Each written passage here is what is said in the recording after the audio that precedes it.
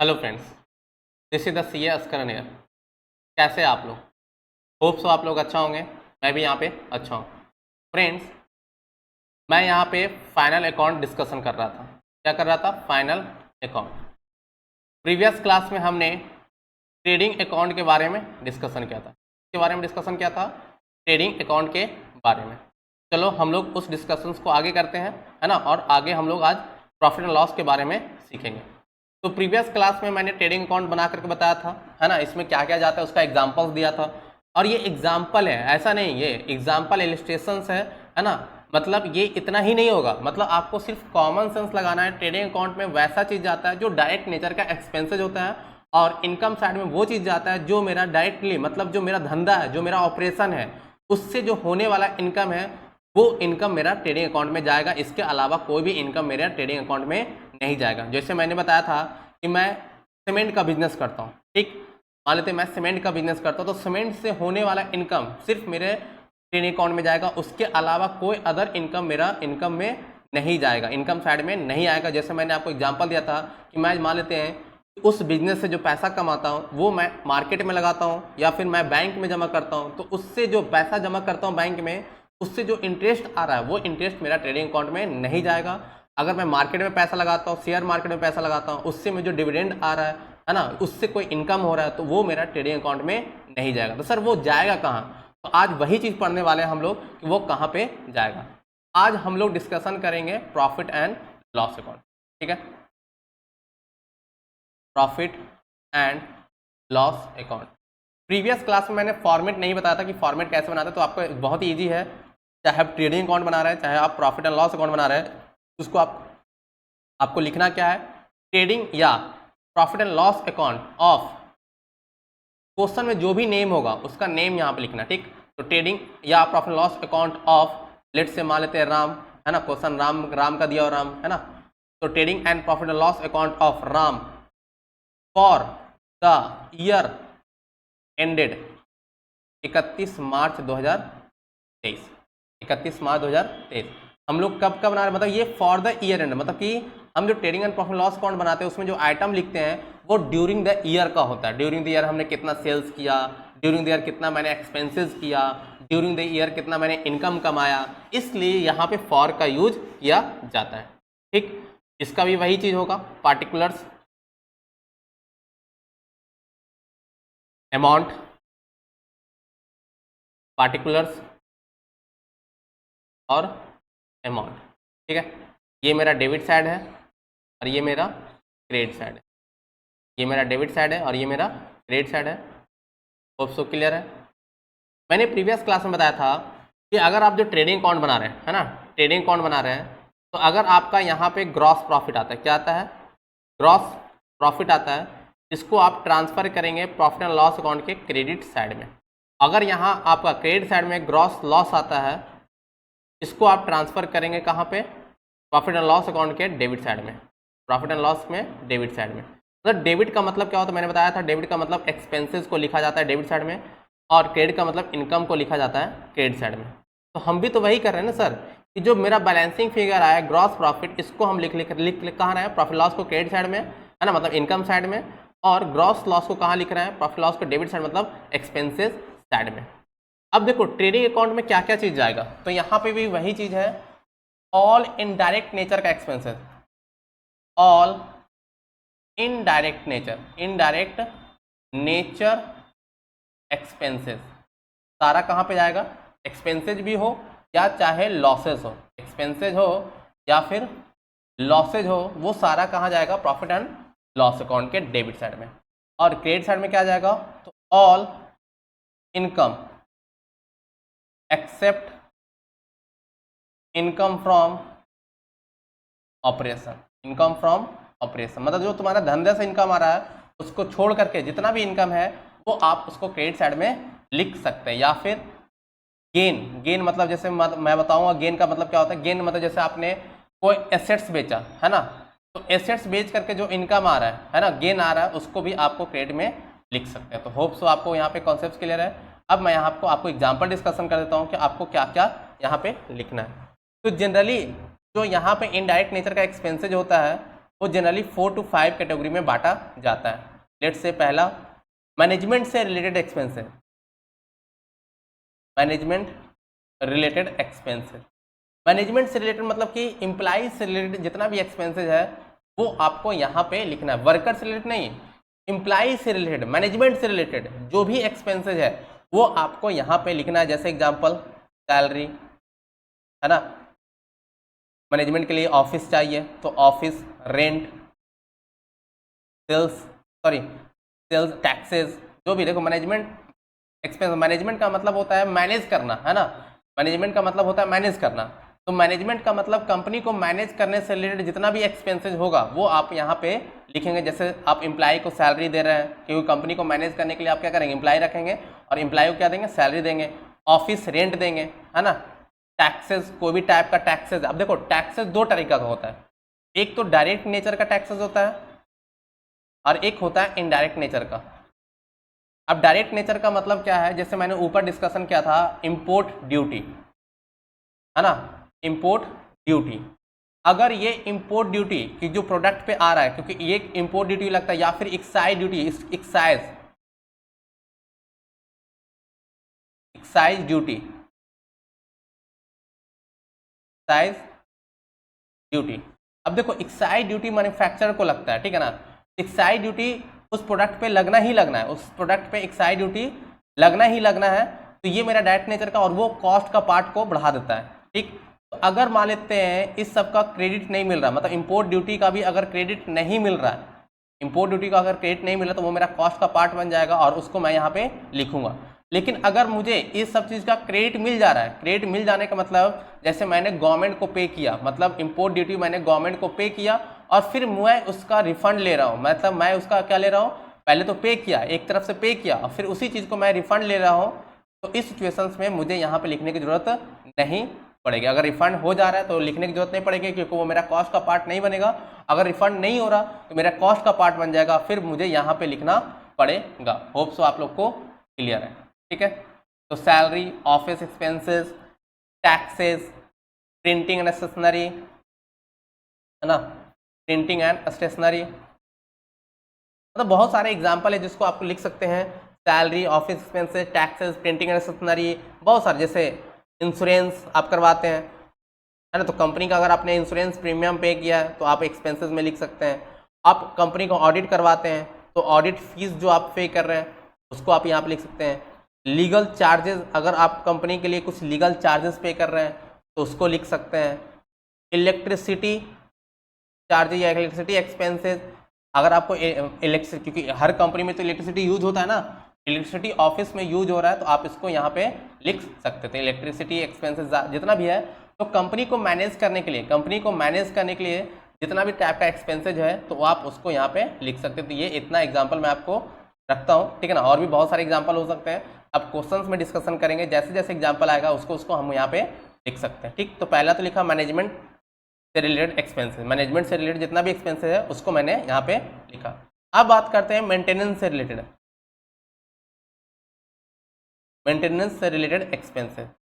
अब मेंटेनेंस से related expenses क्या हो सकता है, तो मेंटेनेंस से रिलेटेड आप मेंटेनेंस क्या कर सकते हैं, तो repair and maintenance, repair and maintenance, आप किसी भी चीज़ का रिपेयर मेंटेनेंस कीजिए, ठीक है ना। किसी भी चीज़ का, जैसे मान लेते हैं आप बिल्डिंग का रिपेयर मेंटेनेंस कर रहे हैं तो आपका यहाँ पे आ जाएगा। मशीन का कर रहे हैं तो आपका यहाँ पे आ जाएगा। मतलब किसी भी चीज़ से रिलेटेड मेंटेनेंस एक्सपेंस आप कर रहे हैं तो वो सारा आप यहाँ पे लिख सकते हैं, ठीक है। नेक्स्ट, सेलिंग एंड डिस्ट्रीब्यूशन, आप अपने प्रोडक्ट को सेल करने से related, selling and distribution expense, selling and distribution, आप अपने प्रोडक्ट को जो सेल कर रहे हैं या डिस्ट्रीब्यूशन मतलब बेचने के से रिलेटेड जितना भी खर्च होगा आपको यहाँ पे लिख सकते हैं। जैसे बेचने के लिए मार्केटिंग का बंदे को अपॉइंट कर रहे हैं तो मार्केटिंग के बंदे को सैलरी दे रहे हैं, मतलब स्टाफ सैलरी, है ना, तो वो आप यहाँ पे लिख सकते हैं स्टाफ सैलरी। बहुत सारा, मतलब बेचने के लिए आप एक्सपेंसेस कर रहे हैं, एडवर्टीजमेंट करा रहे हैं तो एडवर्टीजमेंट को आप लिख सकते हैं। बेचने के लिए आपने गोडाउन ले रखा है तो गोडाउन का रेंट लिख सकते हैं यहाँ पे, है ना, गोडाउन रेंट लिख सकते हैं यहाँ पे। फिर बेचने के लिए आपने एक कैरेज, मतलब कैरेज आउटवर्ड, है ना, मैंने बताया था भाड़ा पे कर रहे हैं तो कैरेज आउटवर्ड आप लिख सकते हैं। मैंने अब ट्रेडिंग अकाउंट में बता देता है कि आउटवर्ड जो वर्ड यूज होगा वो कहाँ पे होगा, मतलब प्रॉफिट एंड लॉस अकाउंट में। फिर आपने कोई प्रोडक्ट बेचा, तो प्रोडक्ट बेचा सामने वाले को उधार में, ठीक, और सामने वाला वो पैसा डुबा देता है, सामने वाला पैसा डुबा देता है, तो उससे रिलेटेड जो पैसा डूब गया है उसको भी आप यहाँ पे लिखेंगे। फिर आप यहाँ पे प्रोविजंस फॉर डॉटफुल डेट्स लिख सकते हैं, प्रोविजंस फॉर डॉटफुल डेट्स, मतलब जिसको आपने सामान उधार में बेचा है उस पर आपको डॉट हो रहा है कि वो पैसा देगा कि नहीं देगा, तो ये सब आप यहाँ पे लिख सकते हैं। फिर सेलिंग कमीशन,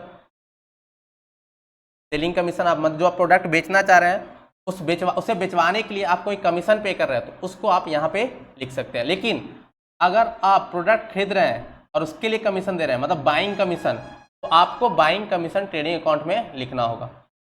बाइंग कमीशन कहाँ पे लिखेंगे, ट्रेडिंग अकाउंट में लिखना होगा। होप तो आपको क्लियर हो रहा हो। नेक्स्ट पॉइंट आप लिख सकते हैं, ये तो सेलिंग एंड डिस्ट्रीब्यूशन से था रिलेटेड, इसका भी और भी बहुत सारा एग्जांपल हो सकता है। लास्ट लिखते हैं फाइनेंशियल चार्जेस। मेरा फाइनेंशियल चार्जेस क्या होता है, फाइनेंशियल चार्जेस में भी आपका एक्सपेंस हो सकता है। जैसे आपने कोई लोन लिया है तो लोन पे जो आप इंटरेस्ट दे रहे हैं, इंटरेस्ट ऑन लोन, है ना, जो भी आप इंटरेस्ट लोन पे कर रहे हैं वो मेरा फाइनेंशियल चार्ज बनेगा। कोई भी आप बैंक चार्जेस पे कर रहे हैं तो वो भी मेरा कॉस्ट पड़ेगा, है ना। कोई भी आप बिल को डिस्काउंट करवा रहे हैं तो डिस्काउंट ऑन बिल ये भी होगा। अब यहाँ देखो discount allow, selling and distribution में अगर आपने डेटर को डिस्काउंट दिया है तो यहाँ पे आप डिस्काउंट अलाउ भी लिख सकते हो। आपने डिस्काउंट दिया तो आपके लिए एक्सपेंस है तो आपको यहाँ पे लिख सकते हैं। फाइनेंशियल चार्ज में डिस्काउंट का मतलब क्या है, आपने कोई बिल इशू किया है ना, या फिर आपने किसी को बिल इशू किया है और उस बिल को पहले आपने डिस्काउंट करवा लिया, उस बिल को पहले आपने डिस्काउंट करवा लिया, तो वहाँ पे जो डिस्काउंट चार्जेस लगेगा वो आपका फाइनेंशियल चार्ज में आएगा। होप सो क्लियर है। नहीं तो मैंने एक कॉन्सेप्ट पढ़ाया है बिल ऑफ एक्सचेंज, वहाँ पे पढ़ाया है कि डिस्काउंट चार्ज क्या होता है, तो प्लीज़ ये कॉन्सेप्ट को वहाँ पे देख लीजिए, ठीक है। फिर आप क्या लिख सकते हैं, ये सब सारा जो है फाइनेंस से रिलेटेड है। मतलब सिंपल मैं आपको वर्ड में बात करूँ तो आपको रटने की कोई भी जरूरत नहीं है, आपको सिर्फ इतना ही याद रखना है कि जो वैसा खर्च जो मेरे लिए डायरेक्टली एक्सपेंस नहीं है, जो डायरेक्ट नेचर का एक्सपेंस नहीं है, मतलब उस प्रोडक्ट को बेचने के लिए डायरेक्ट नहीं चाहिए। मतलब अब देखो ये सब क्या लगता है तुमको, डायरेक्ट नेचर का खर्च लग रहा है क्या, उस प्रोडक्ट को बेचने के लिए कौन बोल रहा है कि तुम ऑफिस में एम्प्लॉय को अपॉइंट करो, मत अपॉइंट करो ना, ठीक है। ऑफिस के लिए बंदे अपॉइंट कर रहे हो, ऑफिस के लिए रेंट दे रहे हो, मतलब ऑफिस खोलने ही कौन कर रहा है, लेकिन तुम बड़े पैमाने पे बिजनेस करना चाह रहे हो तो ये सब सारा एक्सपेंसेस आपको करना पड़ेगा। आप देखते हो गांव में या अपने घर के पास एक शॉप खोल रखा है ना, दुकानदार खोल रखा है, तो क्या वो किसी को रखता है, सिर्फ दुकान पे आता है और वो अपना सामान को बेचता है, ठीक है ना, तो वो बहुत बड़ा बिजनेस नहीं कर रहा है, इसलिए वो उसको ये सब चीज़ देने की जरूरत नहीं पड़ती। लेकिन फिर भी आप बात करें तो कुछ ना कुछ तो वो देता है, जैसे इंश्योरेंस प्रीमियम पे करता है अपने दुकान के लिए, कहीं उसका लॉस ना हो जाए, ठीक है ना, तो कुछ ना कुछ एक्सपेंसेस जैसे इलेक्ट्रिसिटी चार्जेस वो पे करता ही करता है, तो वो भी ये सब करता है, लेकिन इतना सारा एक्सपेंसेस वो नहीं करता। लेकिन एक बड़े बिजनेसमैन बनने के लिए ये सब सारा एक्सपेंसेस करना ही होता है। ये तो कम बता रहा हूँ, और भी बहुत सारे एक्सपेंसेस हो सकते हैं। जैसे इसके अलावा भी, जैसे मान लेते हैं आपने कोई आपका लॉस हो गया, मान लेते लॉस बाय फायर, है ना, एबनॉर्मल नेचर का लॉस, मतलब एबनॉर्मल लॉस, अगर कोई एबनॉर्मल लॉसेज हो गया तो उसको भी आप consider, loss by fire, loss by theft, ठीक है। या फिर आपने कोई लॉस हो गया, क्या के अलावा लॉस हो सकता है loss on sale of fixed assets, है ना। तो ये सब लॉस, मतलब जितने टाइप का लॉसेज हो, चाहे जितने टाइप का एक्सपेंसेज हो, जो इनडायरेक्ट नेचर का एक्सपेंसेज होता है वो हम लोग इधर लिख सकते हैं। होप सो आपका क्लियर है, ठीक है ना। फिर loss of sale of fix assets, या फिर लॉस ऑन इन्वेस्टमेंट, आपने कोई इन्वेस्टमेंट कर रखा है उस पर कोई लॉस हो गया, मतलब किसी भी टाइप का अगर जो लॉस हो रहा है वो आप यहाँ पे लिख सकते हैं। मतलब लॉसेज और एक्सपेंसेज जो इनडायरेक्ट नेचर का है, इनडायरेक्ट नेचर का मतलब ये जनरली सबको नहीं होता। इनडायरेक्ट मतलब सिंपल वर्ड में मैं समझाऊं तो जो चीज़ जनरली सब लोग करता है ना, जो चीज़ जनरली सब लोग करता है और उसके कारण उसका कॉस्ट का प्राइस बढ़ रहा है, तो वो मेरा डायरेक्ट नेचर का होता है ना। और इस सिचुएशंस में मैं उसको ट्रेडिंग अकाउंट में लिखता हूँ, ठीक। देख लो यहाँ पे जितना भी लोग जो सामान खरीदेगा वो तो बेचेगा ही, बेचने के लिए जब सामान खरीदा तो सब लोग खरीदेगा और बेचेगा, फिर उसको मजदूरी लाने के लिए और ले जाने के लिए उसको मजदूरी देना पड़ेगा, समझ में आ रहा ना, उसको लाने के लिए भाड़ा देना पड़ेगा, देख रहे हो ना, मतलब ये सब चीज़ सबको देना पड़ता है, इसलिए उसको हम लोग ट्रेडिंग अकाउंट में लिखते हैं। और ये जनरली जो छोटा बिजनेस करता है उसको सब्जी देने सबको देने की जरूरत नहीं पड़ता, इसलिए मेरा इनडायरेक्ट नेचर का कॉस्ट है और ये मेरे इनडायरेक्ट नेचर का जितना भी कॉस्ट है वो मेरे कॉस्ट के पार्ट को बढ़ाएगा नहीं, ठीक है ना, कॉस्ट के पार्ट को बढ़ाएगा नहीं, इसलिए हम उसको लिखते हैं कहाँ पे, प्रॉफिट एंड लॉस अकाउंट में, ठीक, प्रॉफिट एंड लॉस अकाउंट में। अब बात करते हैं कि क्रेडिट साइड में क्या क्या लिखेंगे। तो क्रेडिट साइड में वही चीज़ लिखना है, बाकी सिंपल इनकम की बात कर रहा हूँ, जो ऑल द इनकम जो मेरा इनडायरेक्टली मतलब जो मेरा धंधे से रिलेटेड छोड़कर इनकम है उस टाइप के इनकम को हम लोग क्रेडिट साइड में लिख सकते हैं, ठीक है।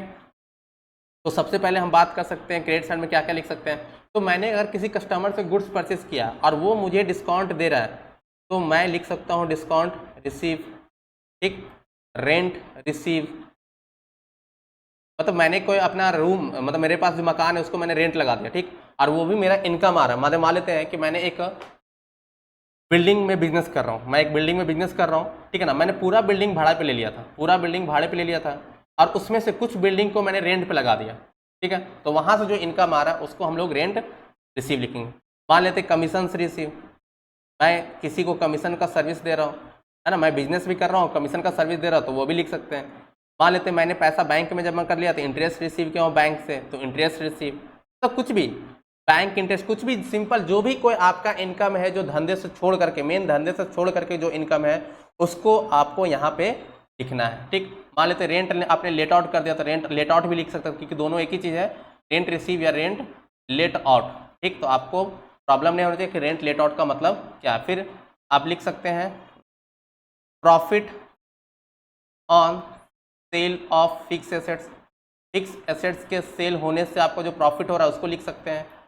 प्रॉफिट ऑन इन्वेस्टमेंट, आपने जो इन्वेस्टमेंट खरीदा है, इन्वेस्टमेंट पे कोई प्रॉफिट हो रहा है तो उसको भी लिख सकते हैं। मतलब सिंपल मैं वर्ड में बात करूं तो मेन धंधे से छोड़ करके आपका और भी कोई इनकम आ रहा है तो उसको आप यहाँ पे लिख सकते हैं, ठीक। उसके बाद आप टोटल कीजिएगा, टोटल ऐड कीजिएगा डेबिट और क्रेडिट में। तो लेट से मान लेते हैं क्रेडिट में ऐड करने के बाद आ रहा है 10 लाख रुपया, ठीक है, क्रेडिट में ऐड करने के बाद कितना आ रहा है 10 लाख और डेबिट में ऐड करने के बाद आ रहा है कितना 9 लाख, डेबिट में ऐड करने के बाद आ रहा है 9 लाख रुपया और क्रेडिट में ऐड करने के बाद आ रहा है 10 लाख। तो 10 लाख अगर जिसका ज़्यादा आ रहा है मतलब क्रेडिट में ज़्यादा आ रहा है तो दोनों साइड में 10-10 लाख लिखेंगे और फिर जो बैलेंसिंग फिगर आएगा 9 लाख, मतलब 10 लाख माइनस 9 लाख करने के बाद जो 1 लाख बैलेंसिंग फिगर आएगा उसका हम नाम देंगे क्या, नेट प्रॉफिट। उसको नाम क्या देंगे, नेट प्रॉफिट। और नेट प्रॉफिट को ट्रांसफर कहाँ पर करेंगे, कैपिटल अकाउंट। जब बैलेंस शीट बनाएंगे हम लोग तो बैलेंस शीट का जो कैपिटल अकाउंट होगा उसमें हम लोग यहाँ पे ट्रांसफर करेंगे, क्लियर। नेट प्रॉफिट कैपिटल में क्या करेंगे, ऐड करेंगे। लेकिन लेट से जस्ट अपोजिट, मान लेते हैं मेरे डेबिट में ऐड करने से आ रहा है 10 लाख, ठीक, डेबिट में ऐड करने से 10 लाख आ रहा है और क्रेडिट में ऐड करने से आ रहा है 9 लाख रुपया। क्रेडिट में ऐड करने से कितना आ रहा है 9 लाख, तो मैंने बोला था जितना ज़्यादा होगा उसको दोनों साइड में लिखेंगे और क्रेडिट में जो बैलेंसिंग फिगर होगा उसका नाम देंगे नेट लॉस। क्या नाम देंगे, नेट लॉस। कितना, 1 लाख रुपया। और इस नेट लॉस को हम लोग कहाँ ट्रांसफर करेंगे, बैलेंस शीट के कैपिटल अकाउंट में ट्रांसफर करेंगे और उसका नाम, उसमें हम क्या करेंगे, इसको माइनस करेंगे क्योंकि लॉस है तो मेरे कैपिटल को घटाएगा, अगर प्रॉफिट होगा तो कैपिटल को बढ़ाएगा। होप सो आपको क्लियर है। अगर और भी कोई भी डॉट आता है इसमें, है ना, तो क्वेश्चन जब करेंगे तो उसमें क्लियर होगा। और फिर भी अगर कोई डॉट बच जाता है तो फिर आप इसको मुझसे कमेंट सेक्शन में पूछ सकते हैं, तो कोई प्रॉब्लम नहीं है, ठीक है। नेक्स्ट बात करते हैं हम लोग बैलेंस शीट का, ठीक, कि बैलेंस शीट क्या होता है। बैलेंस, देखो बैलेंस शीट कुछ नहीं होता। बैलेंस शीट एक कंपनी का, जो कंपनी बिजनेस चला रही है उसके बैलेंस शीट उसके पोजीशंस को बताता है। क्या बताता है, पोजीशन मतलब उसका एसेट्स कितना है उसके पास और उसके पास क्या क्या लायबिलिटी है। तो बैलेंस शीट में हमको वही चीज़ लिखना है, उसके पोजीशंस के बारे में लिखना है। तो बैलेंस शीट का फॉर्मेट क्या होगा, तो बैलेंस शीट ऑफ जिसका नेम होगा, जिसका हम बैलेंस शीट बना रहे थे, हमने किसका बना रहे थे, राम का। तो balance sheet of Ram as on या फिर एज एट भी लिख सकते हैं। अगर कंपनी है तो जनरली कंपनी के लिए वर्ड जो यूज होता है वो एट होता है, ठीक। तो प्लीज़ अगर कंपनी होगा, यहाँ पे अगर किसी कंपनी का नाम है जैसे रिलायंस लिमिटेड, इस सिचुएशन में आपको यहाँ पे एज एट ही यूज करना होगा। तो balance sheet of Ram as on 31/3/2023, क्योंकि बैलेंस शीट जो बनता है वो एक पार्टिकुलर डेट को बनता है, इसलिए वर्ड जो यूज होता है वो एट या ऑन यूज होता है। होप सो क्लियर है। तो आप यहाँ पे लिखेंगे लायबिलिटी यहाँ पे लिखेंगे अमाउंट, यहाँ पे लिखेंगे एसेट्स और यहाँ पे लिखेंगे, ये मेरा क्रेडिट बैलेंस होता है और ये मेरा डेबिट बैलेंस। ऐसे कैसे सर, ये क्रेडिट कैसे होगा? अभी तक तो आप जब ट्रेडिंग अकाउंट बना रहे थे और प्रॉफिट एंड लॉस अकाउंट बना रहे थे वहाँ तो आप डेबिट कर रहे थे, अब आप उल्टा लिख रहे हैं और इसको जब इधर क्रेडिट लिख रहे थे तो आप इसको डेबिट लिख रहे हैं। तो इसका कोई लॉजिक नहीं है, ये ट्रेडिशंस है। मतलब ट्रेडिशंस का मतलब हमारे जो पूर्वज है वो इसी टाइप से फॉर्मेट फॉलो करते आ रहे हैं, तो हम भी उसी को फॉलो कर रहे हैं। ये मेरा ट्रेडिशन है। ऐसा नहीं कि आप इसको अगर इधर लिख दे तो गलत हो जाएगा, इधर लिख देंगे तो गलत हो जाएगा। हाँ, आपके लिए गलत होगा क्योंकि हमारे ट्रेडिशन में ऐसा नहीं चल सकता है, लेकिन हो सकता है कि आप किसी दूसरे कंट्री का बैलेंस शीट देखें तो हो सकता है उसका एसेट्स इधर साइड में लिखा हो और उसका लायबिलिटी इधर साइड में लिखा हो, लेकिन आपको उस टाइप से नहीं लिखना है क्योंकि आपको जो बनाना है ना, वो आपको इसी टाइप से बनाना है क्योंकि आपका ट्रेडिशंस जो है आपके जो बुक्स ऑफ अकाउंट बुक में दिया हुआ है वो इसी टाइप से दिया है, तो आपको भी इसी टाइप से बनाना है। होप सो आपको क्लियर हो रहा होगा। ठीक है, अब लायबिलिटी साइड में क्या लिखेंगे? तो मैंने बोला कि लायबिलिटी साइड आपका क्या बनाता है? पोजीशंस बनाता है।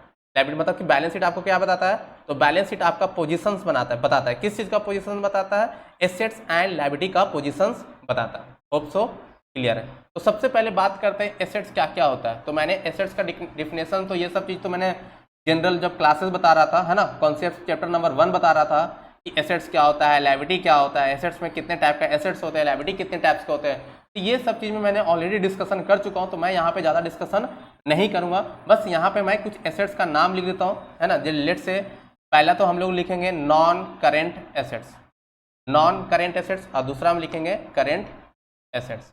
अब नॉन करेंट एसेट्स में क्या क्या आएगा? तो नॉन करेंट एसेट्स में जितने टाइप का एसेट्स जो जिसका फिजिकल एग्जिस्टेंस होता है, जिसको हम टच कर सकते हैं, जिसको फील कर सकते हैं, उसको आपको लिखना है। जैसे प्लांट एंड मशीनरी, है ना, land and building, clear, motor car,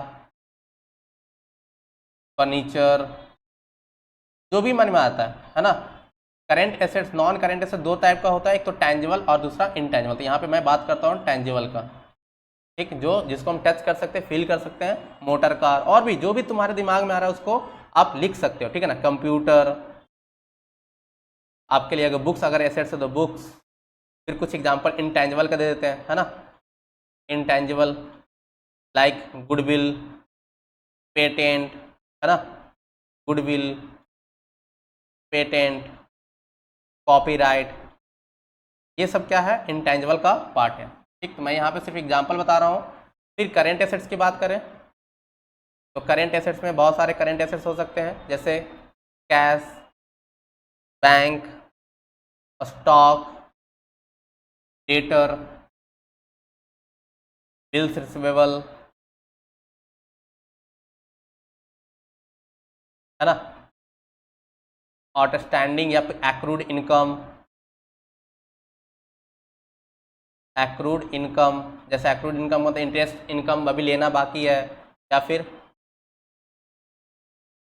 prepaid expenses, आपने एक्सपेंसेस को एडवांस में पेमेंट कर दिया है। ये सब सारा आपका क्या है? करंट एसेट्स है, ठीक। तो आपको ये सब लिखना है, यहाँ पे सबका एक एक बैलेंस करके लिखना है, ठीक। अगर अभी मैं यहाँ पे एडजस्टमेंट नहीं बता रहा हूँ, प्लीज़ आपको प्लीज़ फोकस करना, मैं यहाँ पे कोई भी एडजस्टमेंट नहीं बता रहा हूँ, मैं अभी सिर्फ बता रहा हूँ कि बैलेंस शीट में क्या क्या लिखा जाता है, ठीक। इधर लायबिलिटी साइड में क्या लिखता है? सबसे पहले हम लोग लिखेंगे कैपिटल, ठीक। जितना भी आपको क्वेश्चन में कैपिटल दिया होगा उसमें हम ऐड करेंगे क्या? अब देखो क्या क्या ऐड करना है, तो मैंने बताया था अगर नेट प्रॉफिट आता है तो आपको इसको ऐड करना पड़ेगा, ठीक। अगर लेकिन नेट लॉस आता है तो आप इसको क्या करना पड़ेगा? लेस करना पड़ेगा, ठीक। और क्या क्या ऐड कर सकते हैं? तो आपको ऐड कर सकते हैं एडिशनल कैपिटल, अगर लगाया हो तो एडिशनल कैपिटल ऐड कर सकते हैं। और क्या ऐड कर सकते हैं? तो इंटरेस्ट ऑन कैपिटल ऐड कर सकते हैं, क्योंकि कैपिटल जो है ऑनर्स के व्यू से देखा जाता है, और कैपिटल के लिए इंटरेस्ट क्या है? इनकम है ऑनर का। जैसे मान लेते ये कंपनी है और ये उसका ऑनर है, दोनों सेपरेट लीगल एंटिटी है। ऑनर क्या लगाता है? इसमें कैपिटल लगाता है, ठीक। और कंपनी इसको क्या देती है? इंटरेस्ट देती है। तो अब बताओ कंपनी के लिए इंटरेस्ट क्या है? एक्सपेंस है। कंपनी के लिए, कंपनी के व्यू से इंटरेस्ट एक्सपेंस है और ऑनर्स के व्यू से इंटरेस्ट इनकम है। तो मैं कैपिटल ऑनर के व्यू से देखता हूँ तो ऑनर्स में इसके कैपिटल इंटरेस्ट ऑन कैपिटल को क्या करता हूँ? ऐड करता हूँ, ठीक। माइनस क्या करूँगा? नेट लॉस माइनस, और क्या कर सकता हूँ? ड्राइंग को माइनस कर सकता हूँ, DRAWING। प्लीज़ मेरे राइटिंग पे मत जाइए, ठीक है ना, क्योंकि मेरा राइटिंग बहुत ज़्यादा गंदा है। फिर माइनस कर सकता हूँ इंटरेस्ट ऑन ड्राइंग, क्योंकि इंटरेस्ट ऑन ड्राइंग कौन देगा, ऑनर्स देगा उसको, कंपनी को। इंटरेस्ट ऑन ड्राइंग इसके लिए एक्सपेंसेस हो सकता है। तो जो बैलेंसिंग आएगा, ये टोटल करके जो आएगा उसको आपको यहाँ पे लिखना, ये टोटल करके जो अमाउंट आ रहा है उसको आपको यहाँ पे लिखना, बाकी सब ये इसको इनर कॉलम ही लिखना है, ठीक है। नेक्स्ट और भी क्या क्या हो सकता है, तो non current liability, non current liability, non current liability में क्या क्या आ सकता है, तो बहुत सारे नॉन करेंट लायबिलिटी में आ सकता है, जैसे बैंक लोन, जो बैंक लोन मतलब जो मोर देन 12 मंथ है, मोर देन 12 वाला है वो नॉन करेंट लायबिलिटी में आता है, ठीक है ना। और भी जैसे डिवेंचर, बॉन्ड, डिवेंचर क्या होता है, बॉन्ड क्या होता है, ये सब क्लास 12 में पढ़ना है, ठीक है ना। डिवेंचर जब मैं शेयर कैपिटल पढ़ाऊंगा तो इसको डिटेल में बताऊंगा, बट डिवेंचर एक तरह समझ लो लोन है, बस सिंपल, आपको ये चीज़ याद रखना है। इसके अलावा क्या होता है, तो इसके अलावा आप करेंट लायबिलिटी लिख सकते हैं। करेंट लायबिलिटी में bills payable, short term loan, bank overdraft, bank OD आपको पता है, अगर आप करेंट अकाउंट से ज़्यादा पैसा निकाल लेते हैं तो उसको बैंक ओवरड्राफ्ट का बोलते हैं। शॉर्ट टर्म लोन का मतलब क्या होता है, जो less than equal to 12 months का होता है लोन, तो हम लोग शॉर्ट टर्म लोन बोलते हैं, ठीक है। नेक्स्ट और भी लिख सकते हैं क्रेडिटर, ठीक, क्रेडिटर, और लिख सकते हैं employ provident fund, employ provident fund, ये सब मेरे लिए क्या है, कंपनी के लिए एक तरह से लायबिलिटी है, ये सब आप यहाँ पे लिख सकते हैं, ठीक। अगर आप दोनों साइड जोड़ते हैं, एसेट्स और लायबिलिटी को ऐड करते हैं, तो 100% दोनों मैच होना चाहिए, मतलब दोनों इक्वल आना चाहिए। जैसे मान लेते हैं लायबिलिटी साइड ऐड करते हैं, तो अगर ये 10 लाख आ रहा है तो एसेट साइड भी ऐड करके कितना आना चाहिए, 10 लाख आना चाहिए। अगर नहीं आ रहा है तो कहीं ना कहीं मिसमैच हो रहा है, कहीं ना कहीं गलती हो रहा है, तो ये चीज़ आपको ध्यान में रखना है, ठीक। एक चीज़ और यहाँ पे डिस्कशन कर लेता हूँ, ड्राइंग का मतलब, अगर जो ऑनर है अपना इनकम टैक्स पे करता है, क्या पे करता है, इनकम टैक्स पे करता है, तो उसको भी हम ड्राइंग बोलेंगे। और लाइफ इंश्योरेंस पॉलिसी भी पे करता है, लाइफ इंश्योरेंस पॉलिसी भी पे करता है, तो उसको भी हम लोग क्या बोलेंगे, ड्राइंग ही बोलेंगे। होप सो आपको प्रॉफिट एंड लॉस का आइटम्स पता चल गया होगा, और थोड़ा बहुत क्या चल गया होगा, बैलेंस शीट का आइटम पता चल गया, ठीक है। थोड़ा सा और मैं यहाँ पे डिस्कशन कर लेता हूँ ऑपरेटिंग, थोड़ा डिस्कशन कर लेते हैं ऑपरेटिंग प्रॉफिट से रिलेटेड, क्या, ऑपरेटिंग प्रॉफिट, ठीक है। ऑपरेटिंग प्रॉफिट, ऑपरेटिंग प्रॉफिट कैसे कैलकुलेट करेंगे, बहुत ही सिंपल है ऑपरेटिंग प्रॉफिट कैलकुलेट करना। ऑपरेटिंग प्रॉफिट का मतलब, ऑपरेटिंग का मतलब क्या होता है, धंधे से रिलेटेड, धंधे से रिलेटेड, धंधे से रिलेटेड का मतलब जिस चीज़ का आप बिजनेस कर रहे हैं उसी चीज़ से रिलेटेड एक्सपेंसेज और उसी चीज़ से रिलेटेड इनकम को कंसिडर करना है।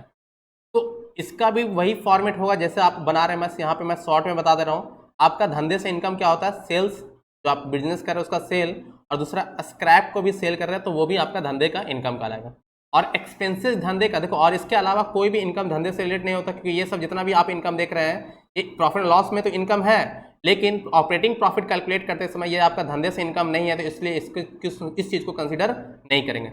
लेकिन मैं आपको बोलना चाह रहा हूँ, अगर आप मान लेते हैं बिजनेस इनकम करते हैं, किसी चीज़ का बैंकिंग से रिलेटेड बिजनेस इनकम करते हैं, तो क्या आपके लिए इंटरेस्ट रिसीव बिजनेस इनकम कहलाएगा, धंधे से इनकम कहलाएगा? तो हाँ, अगर आप फाइनेंस का बिजनेस करते हैं तो आपका इंटरेस्ट रिसीव आपको क्या कहलाएगा, वो धंधे से इनकम कहलाएगा। तो ये मेरा आपका धंधे का इनकम होगा। लेकिन आपको यहाँ पे सोल प्रोप्राइटर का मैं पढ़ा रहा हूँ, इसलिए ये सब सारा इनकम जो आप देख रहे हैं क्रेडिट साइड में, ये सब धंधे का इनकम नहीं है, इसलिए ऑपरेटिंग प्रॉफिट निकालते समय इसको आप कंसीडर नहीं करेंगे। अब बात करते हैं धंधे से रिलेटेड एक्सपेंसेस क्या होता है। तो आप जो बिजनेस करते हैं उससे रिलेटेड जितना भी एक्सपेंसेज होता है, धंधे से रिलेटेड एक्सपेंसेज होता है, उसको आपको यहाँ पे कंसीडर करना है।